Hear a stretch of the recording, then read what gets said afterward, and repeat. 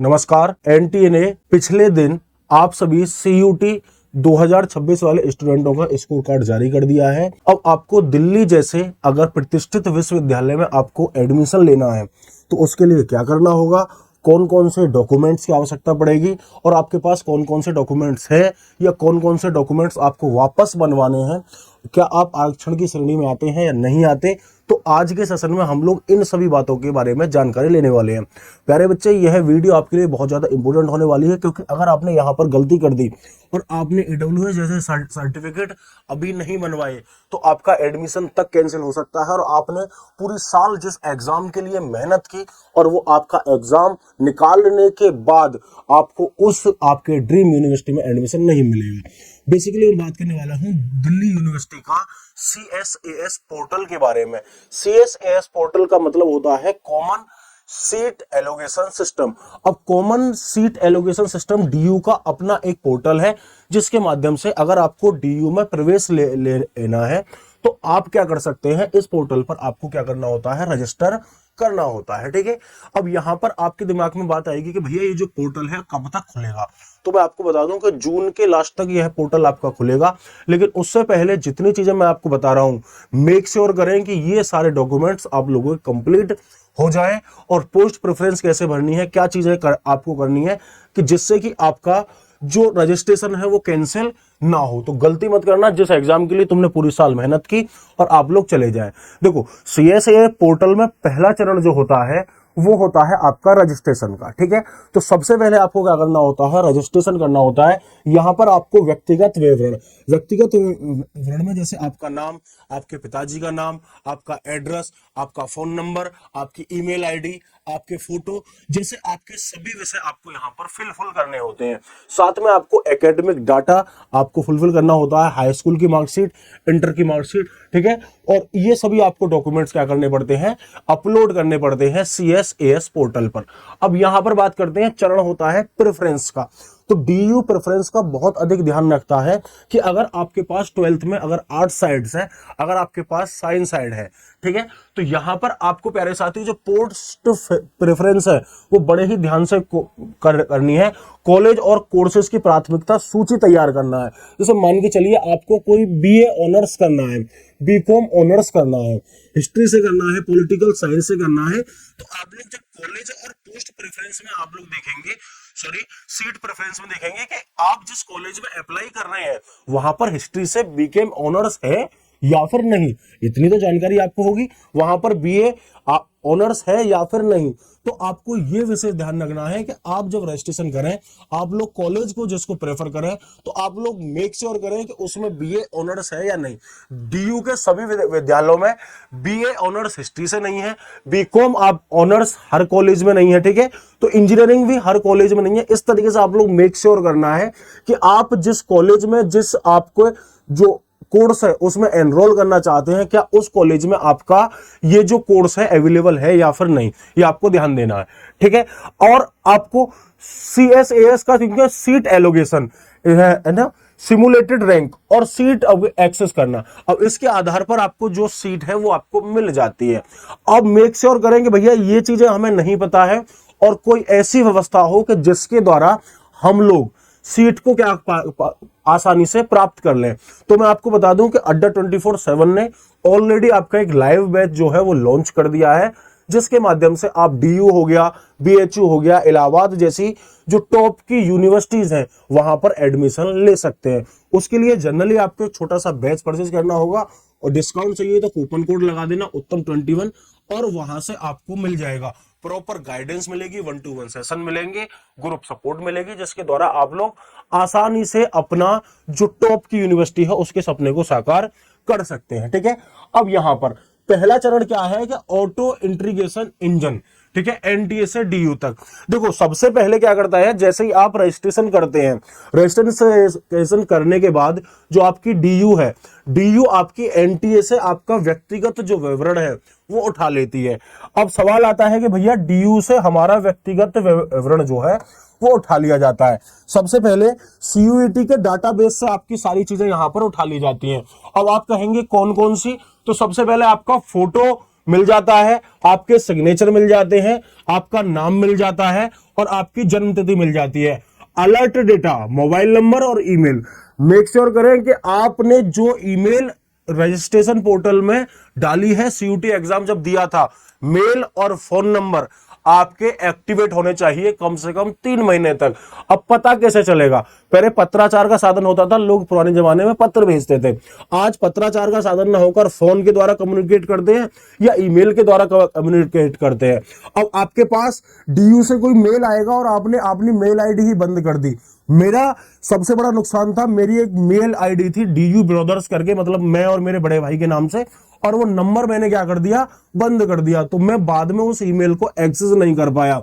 मैंने उस बंदे को फोन किया तो उसने साफ मना कर दिया कि मैं कोई ओटीपी नहीं दूंगा, और उसके कारण मेरे 2 एग्जाम इतने बुरे खराब हुए जिसका कोई जवाब नहीं। तो यहां पर आपको मेक श्योर करना है कि जो ईमेल आईडी है वो आपकी 3-4 महीने तक एक्टिवेट रहे, जब तक आपका एडमिशन ना हो। बाद में आप लोग चेंज करा सकते हैं, अभी चेंज करा लें, ठीक है। चलिए, तो यहां से ये क्या कर देगा, आपका मोबाइल नंबर और जो ईमेल का डाटा है ये सारा क्या है, एनटीए की वेबसाइट से आपका डीयू जो है उठा लेता है। अब यहां पर इंपॉर्टेंट चेतावनी के बारे में बातचीत की गई है कि आपका मोबाइल नंबर और ईमेल एड्रेस अगले 3 महीने तक पूरी तरीके से एक्टिवेट होना चाहिए। यूनिवर्सिटी का सारा कम्युनिकेशन सिर्फ इन्हीं पर होगा। सीधी सी बात है, आपके घर तो एक वो व्यक्ति भेजेंगे नहीं कि भाई साहब चलिए, और डीयू में एडमिशन के लिए आपका इंतजार किया जा रहा है। वो कम्युनिकेट करेंगे आपको फोन के माध्यम से और इस चीज के माध्यम से। तो मेक श्योर करें कि आप ये गलती ना करें। विषय मैपिंग का जो स्वर्ण नियम है वो आप लोगों को ध्यान रखना है। देखो, क्लास 12th में पास किए गए विषय और सीयूटी में पास किए गए जो विषय हैं, इनका प्यारे साथी क्या होना चाहिए, कॉम्बिनेशन होना चाहिए। दोनों नहीं होने चाहिए, ठीक है, अलग अलग नहीं होने चाहिए, ठीक है। मेरी बात पर ध्यान देना कि दोनों क्या होने चाहिए। अगर वहां पर फिजिक्स केमिस्ट्री मैथ आप लोग पढ़ रहे हो तो वहां पर भी आपको फिजिक्स केमिस्ट्री मैथ ही सीयूटी एग्जाम में आपको भरना है। अगर ये गलत पाए गए तो चीजें आपके लिए क्या कर सकती हैं, समस्या पैदा कर सकती हैं।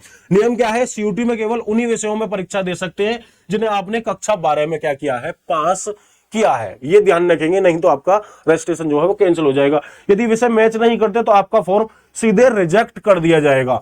तो फॉर्म जो है रिजेक्ट हो जाएगा। तो आपने जो साल भर तैयारी की है वो उस पर पानी फेरने में ज्यादा कोई देर नहीं लगेगी। तो ये बात का आप लोग विशेष ध्यान रखेंगे। साथ में क्या है, डॉक्यूमेंट्स चेकलिस्ट। देखो, जो 10वीं की मार्कशीट है वो आपके पास होगी, वो आपकी होनी चाहिए। साथ में आपकी 12वीं की मार्कशीट है वो आपकी होनी चाहिए। 12वीं की मार्कशीट जैसे आपने रिसेंटली 12th किया है और मई जून में आपका रिजल्ट आता है, आप लोग कहेंगे भैया ओरिजिनल नहीं है। ओरिजिनल नहीं है तो डिजी लॉकर से डाउनलोड करो, नेट वाली मार्कशीट आई होगी वो अपलोड कर दो। बाद में जब कॉलेज में जाओगे तो अपने लगभग जून में तो हर कॉलेज में मार्कशीट आई जाती है, सॉरी जुलाई में, तो वहां से मार्कशीट लेकर चले जाना। और हो सके एनडीए का पोर्टल तब तक खुला रहे, जो सीएसएस पोर्टल है, तो सॉरी है ना, सीएसए जो पोर्टल है डीयू का, तो वहां से आप लोग इसको वहां पर जमा कर सकते हैं। तो अभी तो नहीं आई होगी आपकी मार्कशीट, लेकिन जून के लास्ट और यहाँ पर आपका जो जून का लास्ट तो अब चल ही रहा है और जुलाई में आपकी मार्कशीट आ सकती है, तो वहां पर आप लोग देख सकते हैं। साथ में कैटेगरी सर्टिफिकेट, अगर आप किसी भी तरीके के आरक्षण का लाभ लेते हैं तो आपके पास, आरक्षण का मतलब होता है रिजर्वेशन, ठीक है, जो आरक्षित सीटें होती है उनका लाभ लेते हैं, तो आपके पास मेक श्योर करें कि आप लोग आरक्षण का लाभ लेंगे तो सर्टिफिकेट हो। कोई भी गलत जानकारी आपके रजिस्ट्रेशन को क्या कर सकती है, कैंसिल कर सकती है। तो कैटेगरी सर्टिफिकेट में ओबीसी, ईडब्ल्यूएस, एससी, एसटी, ठीक है। ओबीसी मतलब आपका पिछड़ा वर्ग जो होता है उसके लिए आरक्षण के बारे में बात करेंगे। एससी मतलब जो आपका शेड्यूल कास्ट होता है उसके लिए। ईडब्ल्यूएस इकोनॉमिक वेलफेयर जो आपका सिस्टम होता है उसके लिए, सेक्शन के लिए। अब यहां पर जो है जो 10% आरक्षण है, तो 10% आरक्षण में एक और चीज है वो हम लोग जानेंगे आगे, ठीक है। चलिए, और सीधे सीधे आपको digi locker validity, digi locker वाले डॉक्यूमेंट्स पूरी तरीके से क्या होने वाले हैं, यहां पर मान्य होने वाले हैं। किसी ने अब तक डिजी लॉकर पर आपने अपने डॉक्यूमेंट्स अपलोड नहीं किए तो अपलोड कर लें, ठीक है। वहां पर रोल नंबर वगैरह, डेट ऑफ बर्थ वगैरह डालकर आपके जो डिजी लॉकर पर डॉक्यूमेंट्स हैं वो आ जाते हैं और वहीं से आपकी कोई भी सरकारी जो वेबसाइट होती है उन्हें एक्सेस कर लेती है। तो बहुत बढ़िया चीज है। अगर किसी को नहीं आता, और मेक श्योर करेंगे अगर इस वीडियो पर ठीक ठाक कमेंट हो जाते हैं 12-15, तो मैं उन 12-15 बच्चों के लिए डिजी लॉकर पर कैसे करें अपने डॉक्यूमेंट्स अपलोड आपको लेके बता दूंगा। अब यहाँ पर है strict rule for category certificate, ठीक है, ओबीसी, एनसीएल और ईडब्ल्यूएस। यहां पर जो है बहुत ही कड़े नियम है किसके लिए? जो आपके जो कैटेगरी सर्टिफिकेट है यहां पर, किसके लिए? ओबीसी, एनसीएल और ईडब्ल्यूएस के लिए। यहां पर 31 मार्च 2026 से पहले जारी किए, बाद पहले अगर जारी किया गया है तो मान्य है। असल में क्या होता है ईडब्ल्यूएस सर्टिफिकेट में, ये क्या होता है, जो सवर्ण समाज के लोग होते हैं, जनरल के लोग होते हैं, उन्हें प्यारे साथी उनकी आर्थिक स्थिति पिछड़ा होने के कारण उन्हें क्या दिया जाता है? रिजर्वेशन दिया जाता है। तो ये जो ईडब्ल्यूएस का सर्टिफिकेट है ये हर साल रेन्यू होता है। अब ये साल चल रहा है 2026, तो 2026 31 मार्च के बाद का होना चाहिए, मतलब 1 अप्रैल के बाद का, 1 अप्रैल, 2 अप्रैल, 5 अप्रैल या 31 मई के तक तो चल जाएगा, लेकिन 31 मार्च का हो, उससे पहले का हो, अगर ईडब्ल्यूएस सर्टिफिकेट है तो आपका फॉर्म जो है रिजेक्ट कर दिया जाएगा। तो जिन बच्चों ने ईडब्ल्यूएस सर्टिफिकेट नहीं बनवाया है वो अपनी तहसील जाकर अपने पटवारी से बात करके, ठीक है, क्या कर सकते हैं, अपना ईडब्ल्यूएस सर्टिफिकेट बनवा सकते हैं। साथ ही साथ मेक श्योर करें वो सेंट्रल लेवल का होना चाहिए। तो यहां पर पहले है कि जो ईडब्ल्यूएस सर्टिफिकेट है आपका 31 मार्च 2026 से पहले जारी होगा तो वो आपका इनवैलिड यानी कि अमान्य कर दिया जाएगा। वहीं दूसरी तरफ 31 मार्च 2026 के बाद अगर कहा है तो आपका वो मान्य है। तो यहां पर ठीक है, सर्टिफिकेट अनिवार्य रूप से सेंट्रल लेवल यानी केंद्र स्तर का होना चाहिए। यहां पर कोई स्टेट लेवल का सर्टिफिकेट नहीं चलेगा, सेंट्रल लेवल का, क्योंकि सेंट्रल यूनिवर्सिटी में एडमिशन ले रहे हैं। यदि आपके पास अपडेटेड सर्टिफिकेट नहीं है तो इसे आज ही बनवा लें। और भाई साहब अगर जो देर होती है ना वो बहुत गलत होती है, तो यहां पर मैं आपको ज्यादा तेज भागने की नहीं कह रहा। अब कुछ लोग ऐसे हैं कि डीयू में कौन कौन को रिजर्वेशन या आरक्षण मिलता है उसके बारे में हम बातचीत करेंगे। देखो भाई, स्पेशल कोटा और एक्स्ट्रा करिकुलर आपका ईसीए के बारे में बात करेंगे। तो ईसीए आपका जो स्पोर्ट्स है, पिछले 3 वर्षों के सर्टिफिकेट मान्य हैं। यहां पर जो आपके स्पोर्ट्स वाले बच्चे हैं उनके पिछले 3 वर्षों के जो आपके सर्टिफिकेट हैं वो मान्य हैं, लेकिन मेक श्योर करें आपने 10 सर्टिफिकेट जीते हैं तो 10 में से आपको टॉप आपको 3 रखने हैं।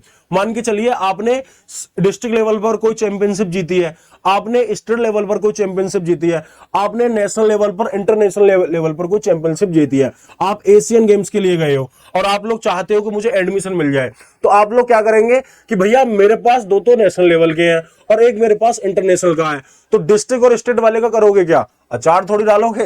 यहां पर मैं आपको बात कर रहा हूं कि टॉप 3 लेकर चल रहे हैं। जैसे मान के चलिए किसी की वीडियो की रैंकिंग हो, ऑनलाइन टीचिंग में क्या होता है वीडियो की रैंकिंग होती है। अब हम लोग वीक में 30 वीडियो बनाए और हमारी रैंकिंग हो रही है 3 की, तो हम क्या करते हैं 30 की 30 अपलोड कर दो। 30 की 30 जब अपलोड कर देते हैं तो 30 की 30 चेक होती हैं और टॉप 3 जो होती है वो हम देख लेंगे जिस पे ज्यादा नंबर होते हैं। तो आपको वही करना है कि आपको एक इंटरनेशनल लेवल का है अगर आपके पास तो रखना है और आपको 2 नेशनल लेवल के रखने हैं।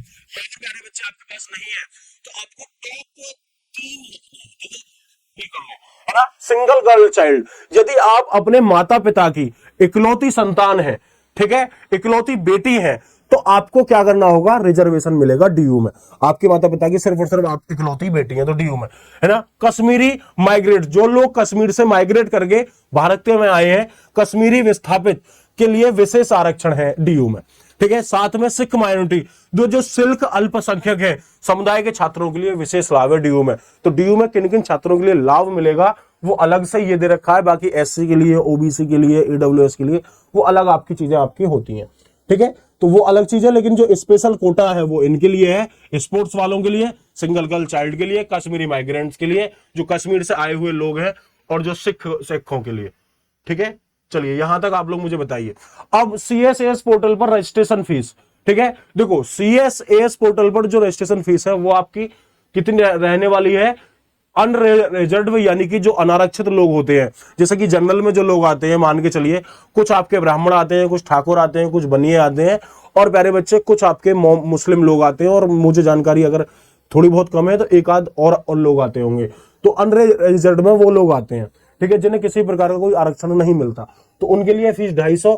ओबीसी के लिए जो पिछड़ा वर्ग होता है उसके लिए 250, और ईडब्ल्यूएस और एनसीएल के लिए आपके 250, जो इकोनॉमिक वेलफेयर सेक्शन है। वहीं पर एससी के लिए, एसटी के लिए, पीडब्ल्यूडी के लिए फीस आपकी 100 है। एससी तो आपको पता है अनुसूचित जाति, शेड्यूल ट्राइब्स। एसटी मतलब होता है आपका, सॉरी ये एससी है शेड्यूल कास्ट जो अनुसूचित जाति, और एसटी जो है आपकी शेड्यूल ट्राइब्स, इसे बोलते हैं अनुसूचित जनजाति, जो लोग जंगलों में रहते हैं, ठीक है, और अपने आज भी जो आदिवासी कल्चर है उसे फॉलो करते हैं।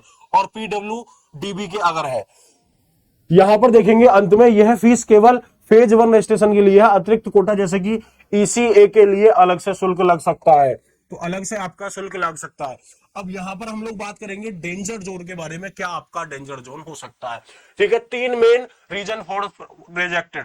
रॉन्ग कैटेगरी सिलेक्शन, तो अगर आपने रॉन्ग कैटेगरी सिलेक्शन किया है तो आपका जो रजिस्ट्रेशन है वो कैंसिल हो सकता है, ये डेंजर जोन है। सब्जेक्ट मिसमैच, अगर आपके जो सब्जेक्ट मिसमैच है तो आपका सिलेक्शन क्या हो सकता है, कैंसिल हो सकता है। साथ में फेक इनवैलिड डॉक्यूमेंट, आपने कोई भी फेक डॉक्यूमेंट बना लिया, इनवैलिड डॉक्यूमेंट्स बना लिया, यहां पर आपका रजिस्ट्रेशन कैंसिल हो जाएगा। अगर आपने ज्यादा ही गलत कर दिया तो आपको जेल तक हो सकती है। ठीक है, तो इतना भी फेक मत करना कि जेल जाने की नौबत आ जाए। तो यहां पर ठीक है, तो 3 चीजों के आएंगे, रॉन्ग कैटेगरी सर्टिफिकेट। ठीक है, चलिए, तो अगर आपने रॉन्ग कैटेगरी सर्टिफिकेट है तो आपका चीजें हो जाएंगी, जैसे कि जाति प्रमाण पत्र, आप लोग हैं जनरल के, ठीक है, आपने ओबीसी का बनवा लिया, आपने एसटी का बनवा लिया, ठीक है, आपके पास बहुत ज्यादा जमीन है, आपने ईडब्ल्यूएस का बनवा लिया, तो ये चीज नहीं चलेगी। ठीक है, सब्जेक्ट मिसमैच है वो भी नहीं चलेगा, और फेक अगर डॉक्यूमेंट्स आपने अपलोड कर दिए तो वो भी नहीं चलेगा। तो इस तरीके से आपका फॉर्म जो है वो रिजेक्ट हो सकता है। अब असली चुनौती, प्रेफरेंस लिस्ट। डॉक्यूमेंट्स तो बस शुरुआत है, असली खेल 70+ कॉलेज और कोर्सेज के सही कॉम्बिनेशन का है। प्रेफरेंस सीट को बनाने का एक गलत प्रेफरेंस आपको टॉप कॉलेज से बाहर कर सकता है। ठीक है, चलिए, तो यहां पर क्या आप इस चुनौती के लिए तैयार हैं? ठीक है, बताओ कितने लोग इस चुनौती के लिए तैयार हैं? राम प्रसाद बिस्मिल वाली पंक्ति मत याद कर लेना कि सरफरोशी की तमन्ना अब हमारे दिल में है, देखना है जोर कितना बाजू एक कातिल में है, वक्त आने पर बता देंगे आया आसमां, अभी से हम क्या बता दें क्या हमारे दिल में है। तो ऐसे मत करना, अपने सर्टिफिकेट जो है वो तैयार करा लेना। ठीक है, चलिए, तो सही मार्गदर्शन के लिए आपको क्या करना है, अड्डा 24/7 का जो सारथी बैच है उससे आपको जुड़ना है। ठीक है, चलिए, तो डीयू एडमिशन के इस चक्रव्यूह को भेदने और अपने ड्रीम यूनिवर्सिटी तक पहुंचने के लिए एक्सपर्ट गाइडेंस की आपको आवश्यकता पड़ेगी।